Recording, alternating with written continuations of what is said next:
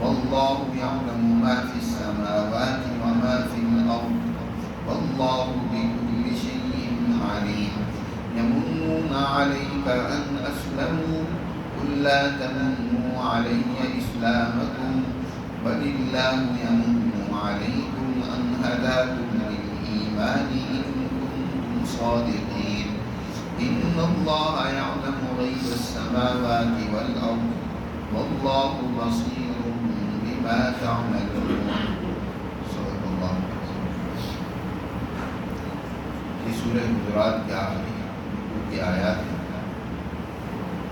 گزشتہ درس میں ایمان والوں کو مسلم معاشرے میں کس طرح ایک دوسرے کا احترام اور عزت کرنے کی ہدایات دی گئی ہیں.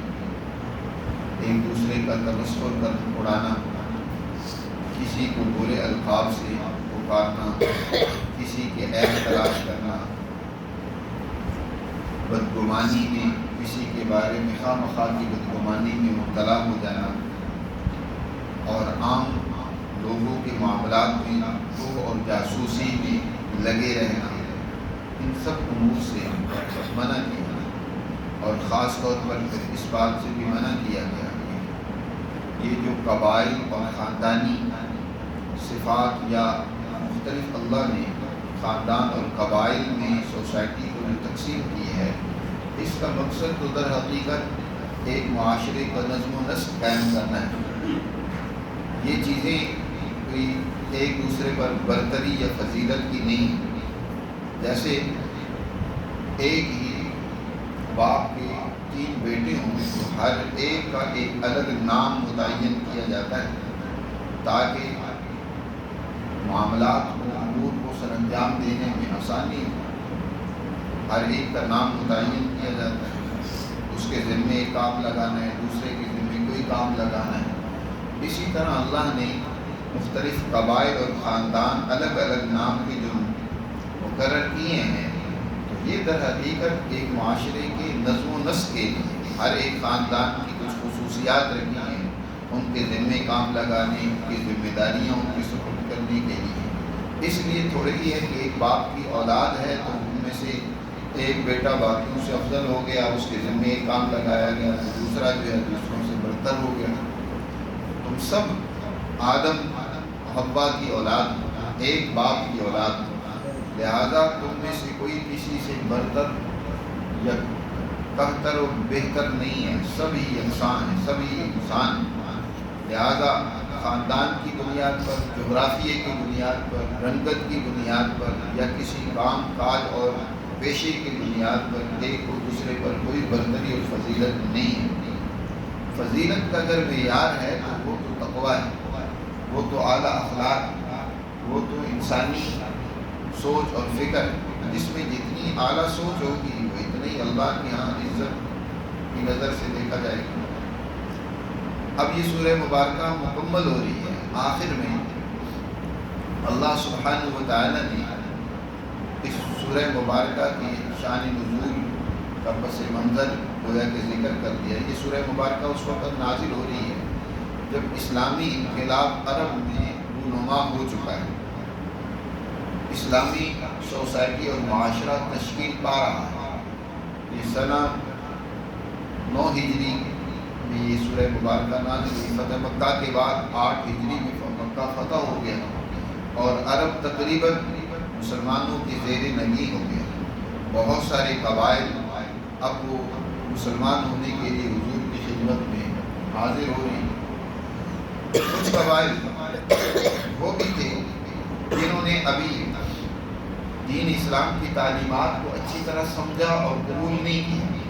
دین اسلام کی یہ جو احکامات اور قوانین ہیں، معاشرتی قوانین ہیں، ان کو ابھی تک اپنایا نہیں ہے. خاص طور پر یہ جو دیہاتوں کے رہنے والے لوگ ہوتے ہیں ان میں یہ منفیتیں بہت زیادہ پائی جاتی ہیں. ایک دوسرے کو برے ناموں سے یاد کرنا، ایک دوسرے کی عزت و احترام نہ ہونا، اس طرح کی خرابیاں ان میں بکثرت موجود ہوتی ہیں.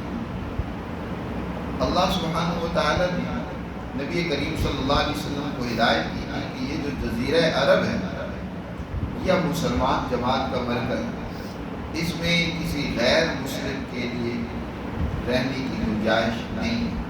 دنیا کی ہر قوم آج بھی وہ اپنے مرکز میں کسی دوسرے نظریے کے حامل افراد کو برداشت نہیں کرتے۔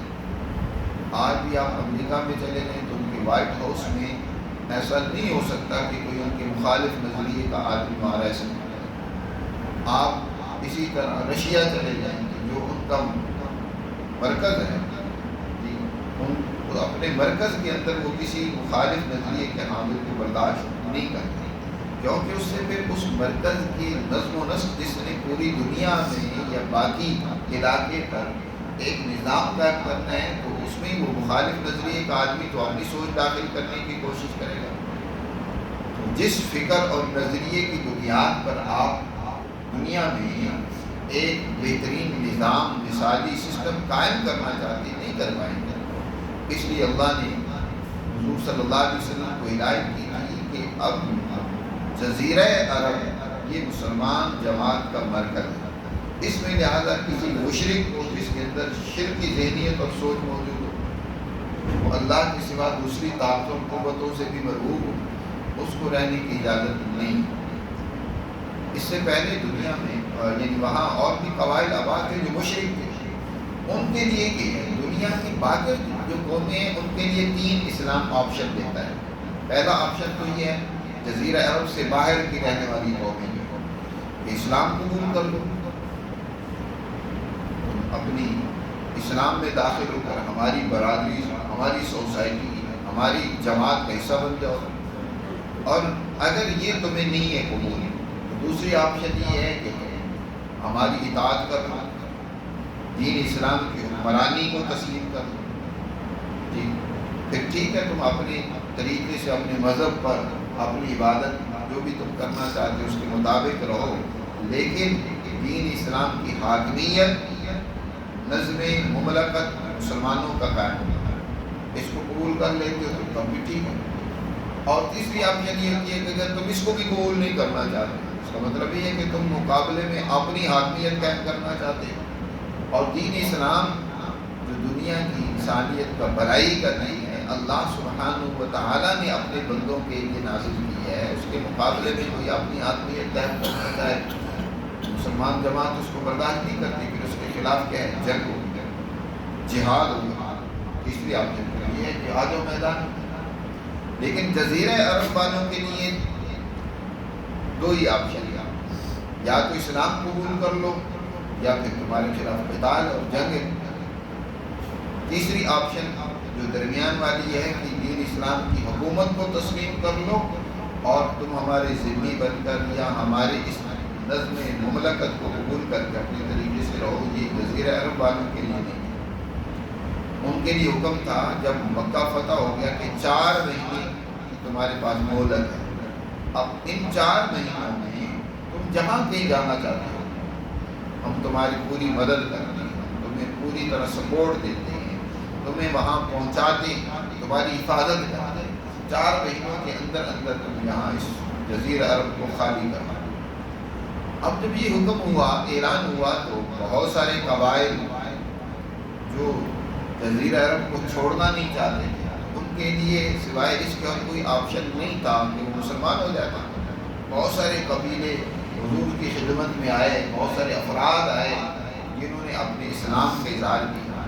اسی طرح ایک قبیلہ بنی اسد بن خزیمہ اور اس طرح کے اور بھی بہت سارے بنو اسلم، بنو جوہینہ اور اس طرح کے اور بہت سارے قبائل حضور کی خدمت میں آئے اور آ کر حضور صلی اللہ علیہ وسلم کے دست اقدس پر اسلام قبول کیا، لیکن ساتھ ساتھ حضور صلی اللہ علیہ وسلم پر اپنی اس اسلام کا احسان جتلانے لگے کہ دیکھیں آپ نے تو باقی عرب کو تلوار یا جنگ اور جہاد کے ذریعے سے مطیع کیا ہے، ہم وہ لوگ ہیں بغیر کسی جنگ کے خود ہی سے حاضر ہو کر آپ کی اطاعت قبول کر رہے ہیں، آپ کے دین کو قبول کر رہے ہیں، تو آپ پر احسان کیا کہ آپ کو جنگ کی زحمت نہیں دی۔ قرآن مقدس نے ان آیات مبارکہ کو اس موقع پر نازل کیا، اور خاص طور پر یہ بنی اسد بن خزیمہ یا سارا کا سارا قبیلہ حضور کی خدمت خدمت میں حاضر ہوا اور مدینہ کے راستوں پہ انہوں نے خیمے لگا دیے۔ بعض تاریخی روایات میں آتا ہے کہ انہوں نے مدینہ کے راستے بھی بڑے گندے اور خراب کر دیے۔ قرآن مجید نے یہاں ان کا تذکرہ کرتے ہوئے فرمایا قالت الاعراب، یہ اعراب اور بدو لوگ، دیہاتی لوگ یہ کہتے ہیں آمنا، ہم ایمان لے آئے، قل لم تؤمنوا ولکن قولوا اسلمنا، اے پیغمبر فرمائیے ان کو کہو کہ ایمان تو تمہارے دلوں میں بھی نہیں آیا، ابھی تو تم نے ظاہری طور پر اسلام کو قبول کیا ہے۔ تم نے اسلام کا تعلق ہوتا ہے ظاہر سے، یعنی اسلامی اطاعت گزاری سے، ایمان کا تعلق تو دل کے ساتھ ہوتا ہے۔ دل میں انسان اس سچائی کو دل کی گہرائی سے قبول کر لے اور اس کے لیے جان و مال ہر طرح کی قربانی کو تیار ہو جائے۔ فرمایا لم تؤمنوا، ابھی تم ایمان کہاں لائے، بلکہ کہو کہ اسلمنا، ہم مسلمان ہو گئے، ولما يدخل الایمان فی قلوبکم، ابھی ایمان تمہارے دلوں میں داخل نہیں ہوا، وہ رچا بسا نہیں ہے، ابھی تم نے اسلام کی اطاعت کی، اسلامی اعمال اور احکامات کو ماننے کا عزم کیا ہے، ابھی اس سے آگے آہستہ آہستہ اس پر سچائی کے ساتھ کاربند رہو گے۔ اس لیے آگے فرمایا وَإِن تُطِيعُوا اللَّهَ وَرَسُولَهُ، اگر اللہ اور اس کے رسول کی اخلاص سے اطاعت کرو گے، سچائی سے اطاعت کرو گے، تو لا يَلِدْكُم مِّنْ أَعْمَالِكُمْ شَيْئًا، اللہ تمہارے عملوں میں سے کچھ بھی کمی نہیں کرے گا، اللہ تمہیں پورا پورا بدلہ دے گا کہ تمہیں دلوں میں ایمان تمہارے دلوں میں پیدا ہو جائے گا، کیونکہ ان اللہ غفور الرحیم، بے شک اللہ بہت معاف کرنے والا، انتہائی مہربان۔ یہ جو قرآن مقدس میں فرمایا گیا کہ ابھی تم کہو کہ اسلمنا، ہم مسلمان ہیں، اسلام کا تعلق ظاہر سے ہے اور ایمان کا تعلق اصل میں انسان کے باطن کے ساتھ، ایک کا دوسرے پر اثر لازمی ہے، لازم ملزوم ہے۔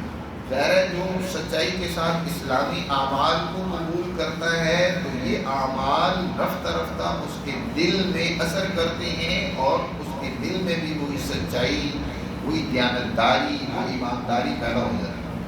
یا دل میں جب اس سچائی کے ساتھ کوئی انسان ایمان قبول کرتا ہے تو رفتہ رفتہ اس کا اثر ظاہر پر ہوتا ہے کہ اس کے اعمال بھی اس نظریے اور فکر کے مطابق ہوتے ہیں، جو وہ کرتا ہے تو وہی کرتا ہے، جو سوچتا ہے وہی سوچتا ہے، جو اس کا ایمان یا جو اس کے دل میں موجود نظریہ اسے کہہ رہا ہے۔ کئی یہاں در حقیقت اسی کا بیان ہے، لیکن دو چیزیں اس کے مقابل ہوتی ہیں۔ کئی دفعہ ایسا انسان ہوتا ہے جو منافقانہ طور پر، ظاہری طور پر وہ اسلام کو قبول کر لیتا ہے لیکن دل میں بھی انکار موجود ہوتا ہے، کفر موجود ہے، اس کو منافقت کہا ہے۔ یا منافقت کا بیان نہیں ہے، منافق کا تذکرہ قرآن کی دوسری آیات میں ہے۔ یہاں ابھی یہ کہ ظاہری طور پر اسلام کو قبول کیا ہے، ایمان ابھی پوری طرح دل میں رچا بسا نہیں ہے، ابھی اس پہ بڑی کمی ہے، ابھی شکوک و شبہات ہیں، ابھی اس کے مطابق مکمل اپنے آپ کو ڈھالا نہیں۔ یہ کوشش کر رہے ہیں، مسلمان ہوئے یہ دیہاتی لوگ، تو اللہ نے فرمایا کہ ابھی تو ظاہری اطاعت ہے، ایمان اگلا درجہ ہے، جب ایمان دلوں میں پیدا ہو جائے گا۔ قرآن نے اگلی آیت میں فرمایا کہ مومن کون ہوتے ہیں اصل میں، ایمان والوں کی صفات ذکر کرنا۔ لیکن آج ہمیں پاکستانیوں کو بھی سمجھنا ہوگا کہ ہم نے بھی اپنا ٹائٹل تو اسلام کا لگایا ہوا ہے، لیکن ایمان ہمارے ہاں نہیں ہے۔ اسلامی جمہوریہ ہم نے نام تو رکھا ہوا ہے، لیکن اس اسلام یا ایمان کے مطابق ہمارے اعمال و افعال نہیں ہیں، ہمارا کردار اس کے خلاف ہے۔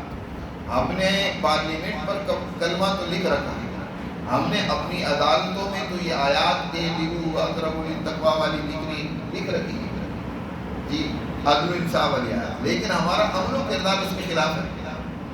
یہ منافقت کے زمرے میں آ جاتا ہے۔ مسلمان آج پاکستانی مسلمان اللہ ماشاء اللہ، ہم عوام میں تو زیادہ تر مخلص ہوتے ہیں بیچارے، وہ تو اسلام کو اپنانا چاہتے ہیں۔ رکاوٹ کھڑی کرتا ہے اوپر والا تلوار، جس کے ہاتھ میں اقتدار ہوتا ہے، جس کے ہاتھ میں نظم مملکت ہے، وہ منافق ہے۔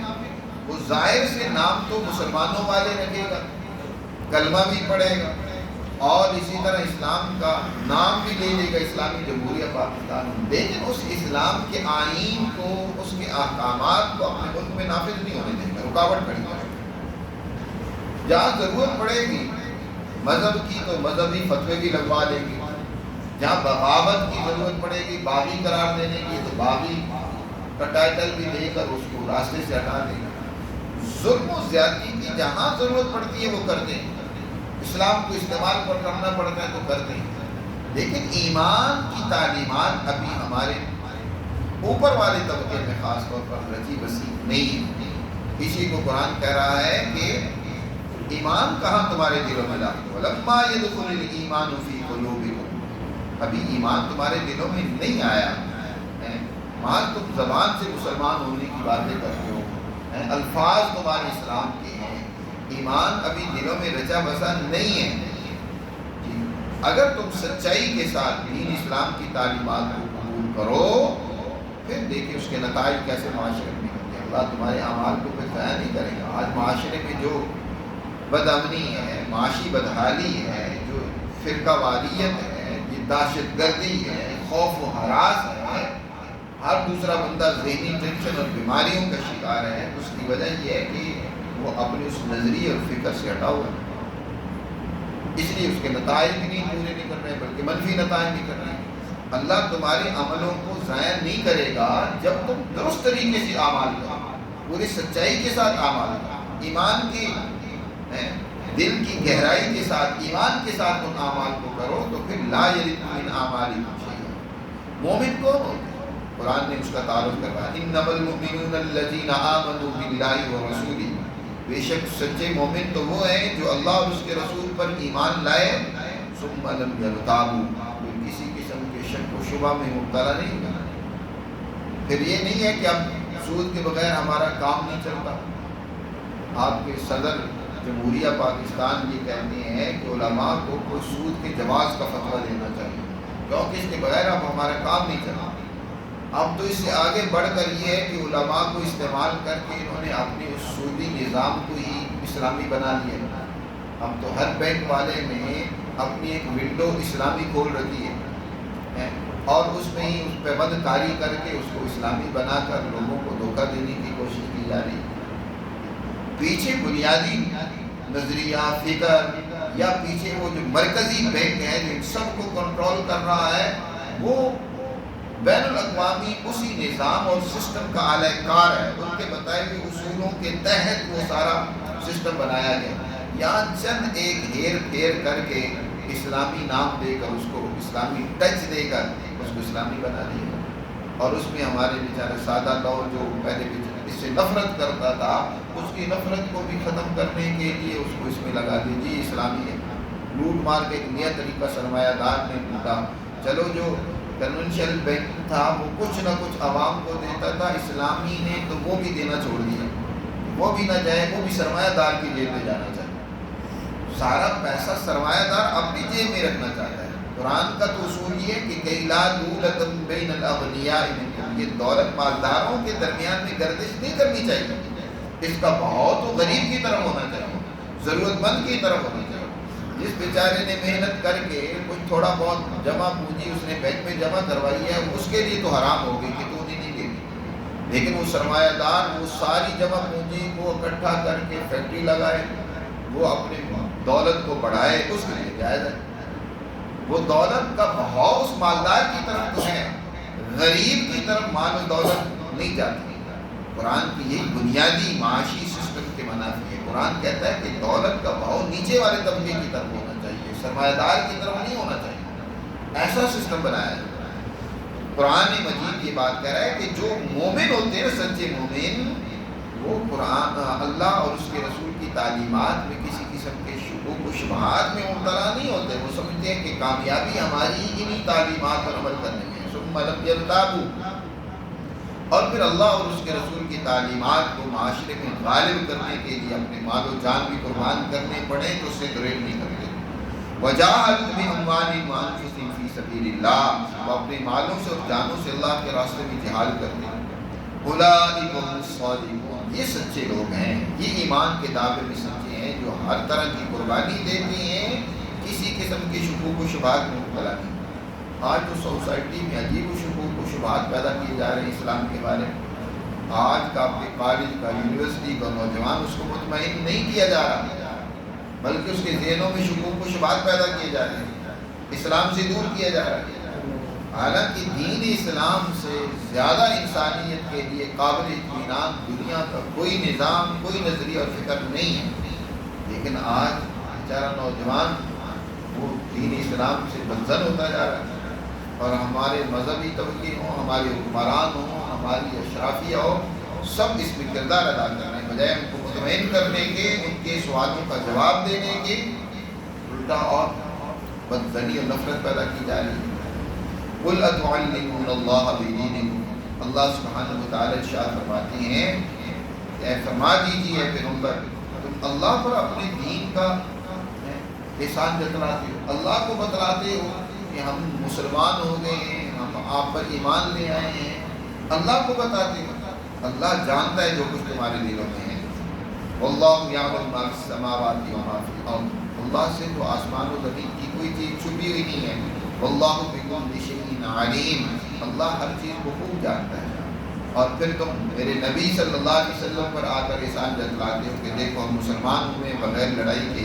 یمونون علیک ان اسلموا، یہ احسان جتلا رہے ہیں آپ پر کہ ہم مسلمان ہو گئے.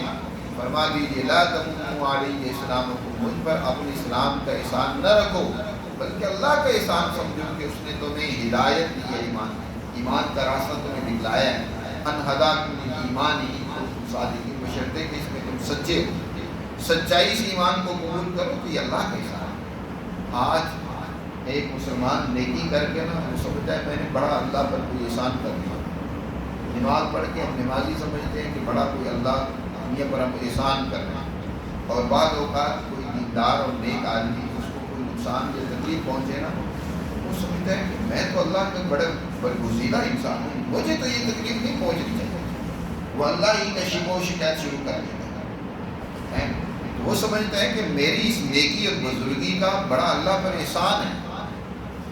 اللہ فرماتے ہیں کہ یہ اللہ کا احسان ہے تم پر کہ اس نے تمہیں درست سیدھے نیکی کے راستے کی توفیق دی ہے. اللہ پر احسان رکھتے ہو، اللہ کے حبیب پر احسان رکھتے ہو کہ ہم مسلمان ہو گئے. منت بنے کی خدمت سلطان کنی، منت شناس کے عزو بخدمت بداش. بادشاہ کے ملازم کو بادشاہ پر احسان نہیں جتلانا چاہیے کہ میں جناب کی خدمت کر رہا ہوں، بلکہ اس کا احسان سمجھنا چاہیے کہ اس نے تمہیں اپنی خدمت کے لیے رکھا ہوا ہے. اس کی خدمت کرنے والے تھوڑے ہیں، اس کا فخر ہے. لوگ سمجھتے ہیں کہ میں جناب وزیر اعظم کا ملازم ہوں، جی میں بڑے کسی اونچے افسر کا ملازم ہوں. تو اللہ کا احسان سمجھو کہ اس نے تمہیں توفیق دی ہوئی ہے نیکی کی، عبادت کی، اپنی بندگی کی، اپنی اطاعت کی. اس پر احسان نہ جتلایا کرتا ہے. بہت سارے لوگ ایسے ہیں کہ مسجدوں میں آج کل اکثر جھگڑے اور لڑائیاں ہوتی ہیں، اور خاص طور پر کئی لوگ مسجد پر تھوڑا بہت خرچ کرتے ہیں نا، وہ پھر اپنا وہ چتراہٹ ظاہر کرنے کی کوشش کرتے ہیں کہ دیکھو ہم نے یہ مسجد میں دروازے لگوائے تھے، جی ہم نے مسجد میں اتنی اینٹیں لے کر دی، ہم نے مسجد میں یہ کام کروایا تھا. گویا کہ اللہ میاں پر احسان جتلا رہے ہیں کہ ہم نے یہ تمہارا گھر بنوایا، اپنی نیکی کا احسان جتلا رہے ہیں. شکر ادا کرو کہ اللہ نے تمہیں مال دیا، کچھ اس کے نام پر تم خرچ کر بیٹھے ہو، یہ اللہ کا احسان ہے، اس کا شکر ادا کرو. اس پر احسان نہ جتلایا کرو. قل لا تمنوا علی اسلامکم بل اللہ یمن علیکم ان ہداکم للایمان ان کنتم صادقین. ان اللہ یعلم غیب السماوات والارض، بے شک اللہ آسمان و زمین کی چھپی باتوں کو جانتا ہے. واللہ بصیر بما تعملون، اللہ خوب دیکھ رہا ہے جو تم عمل کر رہے ہو. تمہارا عمل و کردار اللہ دیکھتا ہے کہ وہ کس درجے کا. اگر تو تم قرآن کی معاشرتی اصولوں کو بناتے ہو اور ان خرابیوں سے جو کے مقابل ہیں ان سے اپنے آپ کو بچاتے ہو، تو اللہ دیکھ رہا ہے، تمہارے اعمال کو ترقی دے گا، تمہارے دلوں میں ایمان کو راسخ کرے گا. اور اگر تمہارے اندر یہ بدعمالیاں موجود ہیں، آج بھی تم اسی طرح دیکھ نہیں رہے کہ معاشرے میں وہی خاندانوں کی لڑائیاں جھگڑے ہیں اور ایک دوسرے کے اوپر برتری کا اظہار ہے. آج مختلف انداز سے گروہیتیں تقسیم معاشرے میں موجود ہیں، زبان کی بنیاد پر بلکہ تعلیمات کی بنیاد پر. یہ جی اس کالج سے پڑھا ہوا ہے، یہ اس فلاں سکول سے پڑھا ہوا ہے، یہ مختلف عنوان سے آپ کے معاشرے میں آج تقسیم موجود ہے۔ تو یہ جو تقسیم انسانیت کی تم نے کر رکھی ہے اور پھر تم اپنے آپ کو بڑا ایمان خان سمجھتے ہو، تو یہ اللہ کو پسند نہیں ہے۔ اللہ کو پسند تو یہ ہے کہ ان اخلاق کو اپناؤ، ان رویوں کو اپناؤ جو اللہ نے یہ پچھلی آیات میں ذکر کی ہیں۔ تو اللہ خوب جانتا ہے، واللہ بصیر بما تعملون، جو تم عمل کرتے ہو۔ اللہ میں سمجھ نصیب فرمائے اور اپنے احکامات پر عمل